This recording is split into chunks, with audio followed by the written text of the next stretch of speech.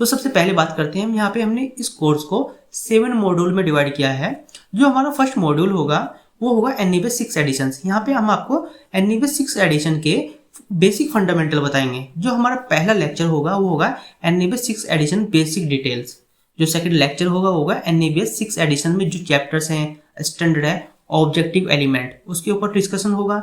Third जो आपका lecture होगा वो एनईबीएस स्टैंडर्ड, यानी आपकी जितने भी स्टैंडर्ड है उनके बारे में आपको ब्रीफ डिटेल दी जाएगी जिससे कि आपके सभी कॉन्सेप्ट क्लियर हो सके।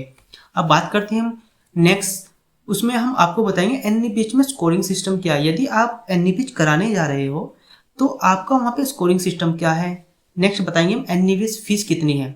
उसके बाद जो आपका नेक्स्ट लेक्चर होगा वो होगा क्वालिटी इंडिकेटर, जिसे हम KPI भी बोलते हैं, की परफॉर्मेंस इंडिकेटर। इसके बारे में भी हम काफ़ी डिस्कशन करने वाले हैं। उसके बाद नेक्स्ट आ जाएगा आपका how to apply for the NEBH assessment. हम यहाँ पे आपको एंट्री लेवल 4 एक्रेडिटेशन आप जिसके लिए भी अप्लाई करना चाहते हैं तो आप एप्लीकेशन कैसे लगा सकते हैं उसके बारे में हम आपको डिटेल देंगे। उसके बाद नेक्स्ट होगा आपका एनसी क्लोजर। जब आपने एप्लीकेशन लगाई, असेसमेंट हो गया, उसके बाद एनसी क्लोजर किस तरह से होता है, डॉक्यूमेंट आपको कैसे बनाने होते हैं, रिमार्क आपको कैसे डालना होता है, उस सब के बारे में भी हम आपको यहाँ पे बेसिक इंफॉर्मेशन देने वाले हैं। अब बात करते हैं हम जो सेकंड मॉड्यूल है हमारा वो होगा क्वालिटी मैनेजमेंट डिपार्टमेंट से।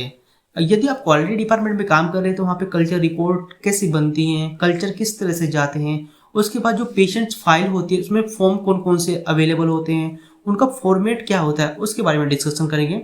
जो नेक्स्ट होगा हमारा कंसेंट लिस्ट, यानी हॉस्पिटल के अंदर आपके कितने कंसेंट यूज होते हैं उसके बारे में बताएंगे। उसके बाद बताएंगे हम डिपार्टमेंट मैनुअल। आपके पास में यदि आपका स्मॉल केयर हॉस्पिटल है या लार्ज हॉस्पिटल है तो वहाँ पे जो भी आपके डिपार्टमेंट होते हैं उसके लिए मैनुअल क्या क्या रिक्वायरमेंट है तो उसके बारे में बताएंगे। नेक्स्ट होगा आपका मॉड्यूल नंबर 3 जिसे बोलते हैं ऑडिटिंग।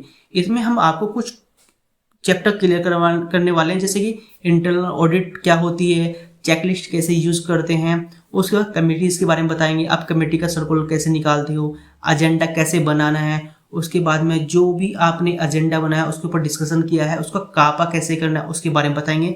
उसके बाद जितने भी इमरजेंसी कोड होते हैं आपके, उसकी मॉक ड्रिल जो होगी उसके बारे में बताएंगे। आपकी कोड ब्लू हो, कोड रेड हो, कोड पिंक हो, कोड वॉयलेट हो, कोड येलो हो, सबकी जितनी भी मॉक ड्रिल्स होती हैं किस तरह से होती है, टीम कैसे बनानी है, उसके लिए आपको चेकलिस्ट कौन कौन सी यूज करनी है उसके बारे में हम यहाँ ब्रीफ इंट्रोडक्शन देंगे। उसके नंबर 4 पर आता है क्वालिटी एश्योरेंस प्रोग्राम।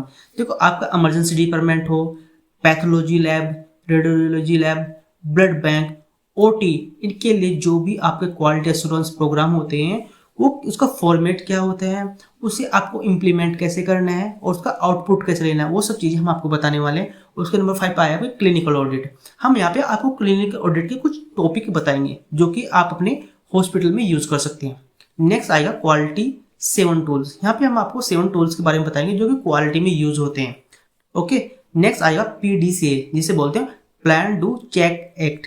ये जो चेक है इसको हम कैसे अपने डिपार्टमेंट में यूज कर सकते हैं क्वालिटी इंप्रूवमेंट के लिए, उसके बारे में हम यहाँ पे डिस्कशन करेंगे। अब बात करते हैं नंबर 4 है हमारा मॉड्यूल नंबर 4 पेशेंट सेफ्टी।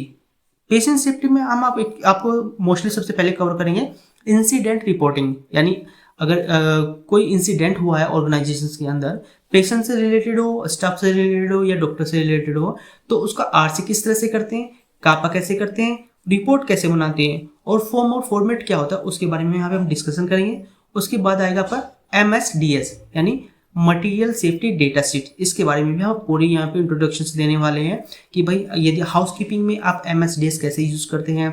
उसके बाद में आपके पास में केमिकल कौन कौन से अवेलेबल है, वो किस कैटेगरी में लेके जाएंगे, वो सब चीज़ें हम एक्सप्लेन करेंगे। उसके बाद आता है IPSG गोल यानी इंटरनेशनल पेशेंट सेफ्टी गोल। इसके बारे में हम आपको ब्रीफ इंट्रोडक्शन देने वाले हैं कि जो आपके 6 to 7 पैरामीटर से यूज होते हैं उसको आप यूज कैसे कर सकते हैं।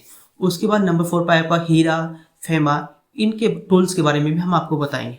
नेक्स्ट आएगा हमारा नंबर 5 मॉड्यूल जिसमें हम ट्रेनिंग कवर करने वाले हैं। जब आप किसी डिपार्टमेंट में भी काम करते हो, सपोज अगर आप क्वालिटी में काम करते हो तो आपको वहाँ पे क्या होगा, ट्रेनिंग शेड्यूल बनाना होता है। उस ट्रेनिंग शेड्यूल में टॉपिक आप कैसे सेलेक्ट करोगे, वहाँ पे मेंबर्स कौन कौन होंगे और आपकी डेली एक्टिविटीज कैसी होगी उसके बारे में बताया जाएगा।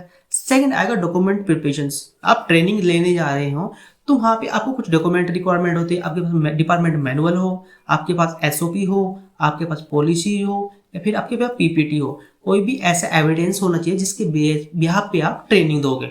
नंबर 3 पर आता है प्री एंड पोस्ट टेस्ट। जब आप ट्रेनिंग लेते हो तो प्री एंड पोस्ट टेस्ट आप कैसे बना सकते हो और उस डेटा को आपको एनालिसिस कैसे करना है उसके बारे में बताया जाएगा। नेक्स्ट आएगा how to make training PPT. यदि आपको पीपीटी बनाना नहीं आता तो यहाँ पे हम आपको पीपीटी बनाना भी सिखाएंगे कि आप किसी भी ट्रेनिंग के लिए पीपीटी कैसे बना सकते हैं और उसकी प्रेजेंटेशन कैसे करनी होती है।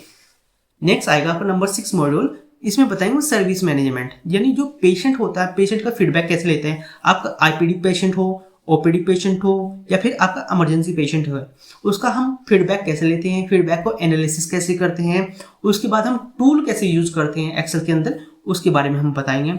उसके बाद मोस्टली आता है फिर next scope of services. Hospital के अंदर कुछ सर्विसेज होती हैं तो कौन कौन सी होती हैं, कैसे हम उसको डिस्प्ले करते हैं उसके बारे में बताएंगे। नेक्स्ट होगा आपका patient right and responsibilities.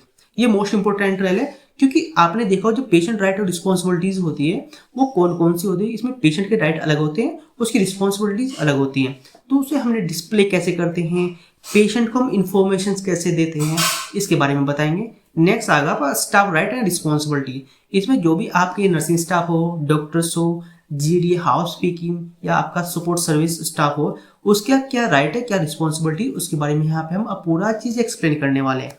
Next आएगा डिस्चार्ज मैनेजमेंट। ये बहुत इंपॉर्टेंट है। जब कोई पेशेंट डिस्चार्ज होकर जाता है तो वहाँ पे हमें कौन से स्टेप फॉलो करने होते हैं, हमें टेट कैसे निकालना होता है जिसे बोलते हैं टर्न अराउंड टाइम, उसके बारे में भी हम आपको पूरा एक्सप्लेन करने वाले हैं। उसके बाद नेक्स्ट आएगा आपका बायोमेडिकल वेस्ट मैनेजमेंट।